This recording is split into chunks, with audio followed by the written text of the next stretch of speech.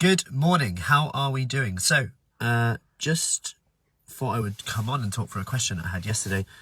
No, this morning actually. Seems like a long day. From someone, one of the ladies who are on our Kickstart. She mentioned, should I be worried about her daughter's diet, which is more vegan, vegetarian? So, coming from an article in The Independent. Hey, Joss. There was an article in The Independent. A researcher in Reading said that about half of women, especially between 11 and 18, could be deficient in magnesium and iron because they're more likely to lead a plant-based diet, because messaging seems to be more likely to be consumed by women than men, among other issues. But that was the question, like, should she be worried? What can she do? And I think we need to change the whole way around this. It's not that one is better than the other. Like, we see healthy people who leave a vegan diet, and actually generally people who leave vegan diets tend to be more health conscious seeking people anyway. That doesn't mean there won't be deficiencies. So we need to make sure, okay, if you're taking one thing out, what's the alternative? And we need to look at it from a building from the bottom up in this, okay? Because yes, it is true that on the face of it, if you cut out, if you go straight to a plant-based diet and you're cutting out meat, dairy, fish, we can look at it and hypothesize and see from research and data that risk of osteoporosis goes up, bone health, bone density is decreased. There's potential deficiencies in vitamin B12, iron, magnesium, zinc, carnitine, creatine, maybe even protein, depending on the sources and the likes and dislikes. So how we need to look at it is from a point of view of one thing at a time. So if we let's take vitamin B12.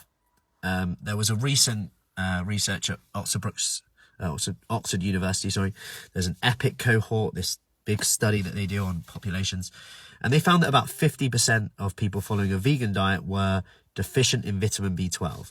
Now, the reason this is important in terms of energy levels, in terms of absorption of nutrients from food, not to mention among other benefits of that, but we know that vitamin B12, the best source of that, if you like, is meat, dairy.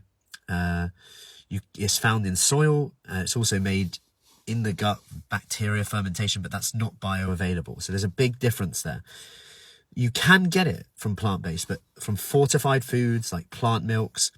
So it's more of a question of, okay, if they've cut out dairy, if they've cut out milk and they're now are they having a plant-based milk to replace that? Or are they just not having any milk and they used to have milk? Or did they used to have yogurt? Now they're not having any yogurt, like any plant-based yogurt, because that's likely to be fortified with something and supplemented with it. So the question isn't about what's best or not. They've made a decision, which obviously I'm coming at this from a health reason, not ethical or anything like that. So if that's their choice, are they replacing that with anything? If not, we may need to look at, okay, could you maybe look at a multivitamin, a supplement, if they're not replacing it with anything plant-based, which is likely to be fortified, or even cereals that are likely to be fortified with that. Then you can look at more the omega-3 side of things. So you can see how you can layer this in. So take omega-3. You'll see this on packaging like seeds and nuts and stuff like that contain high amounts of omega-3. The truth is they do, but it's ALA. And now ALA is a different kind of omega-3 and it has to be converted to DHA and EPA. Now, most of our brain is made of DHA. The conversion from ALA to DHA is very poor. Long story short, you need to eat a hell of a lot of ALA, seeds, nuts, the omega-3 found in there, to get enough to really get the benefits that DHA and omega-3 have. We can see from research that people who eat high amounts of oily fish tend to have higher good benefits and outcomes, whether that's longer duration of life, whether that's muscle, whether that's bone, whether that's diabetes risk, whether that's cancer risk, etc., whether that's mental health, depression, like all of these things. That obviously it's not just straightforward as eat fish or not.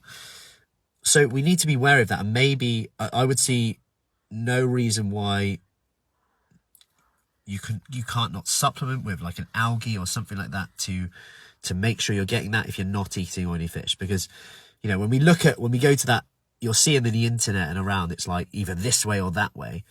But people make decisions for an array of reasons. So it's important to consider if someone's made that choice, whether it's for whatever reason, let's consider what they could be missing now. Okay, so if you've cut out oily fish, we need to fill that gap. Could you take an algae supplement or anything like that? Could you still up your intake of seeds, nuts? Do they like seeds and nuts? And then you're throwing in all these questions which make it a bit more personalized for you now. Because, you know, it's really easy. You look on the internet, it says dairy causes cancer.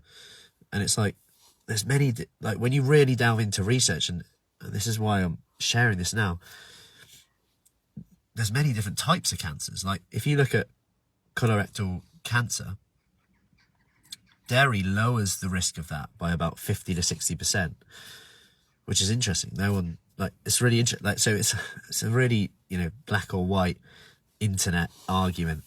But then on the other hand, like nutrition is so complex. Like if you look at calcium intake seems to be correlated with prostate cancer a little bit. So there's maybe something there because dairy is high in calcium. However, if you're taking plant-based milks and they're fortified with calcium, does that have the same effect? These are all questions that we don't know. So I could go on all day about that. But going back, we need to always just look at, okay, what are they not having now? What did they have? Now what could they be missing?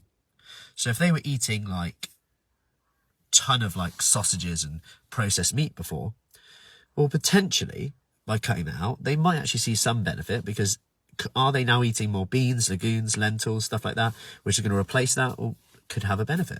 Are they vegetarian? They're still eating eggs and etc. on there? Or have they cut that out and now they're just kind of picking more, snacking more, going for crisps a lot more and like snacky foods?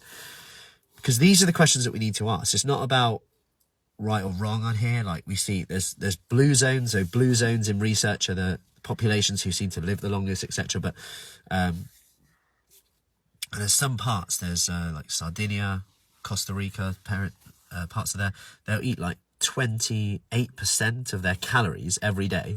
So it's a third of their whole intake comes from dairy, yet they're in a blue zone, which is like, as in live the longest, healthiest.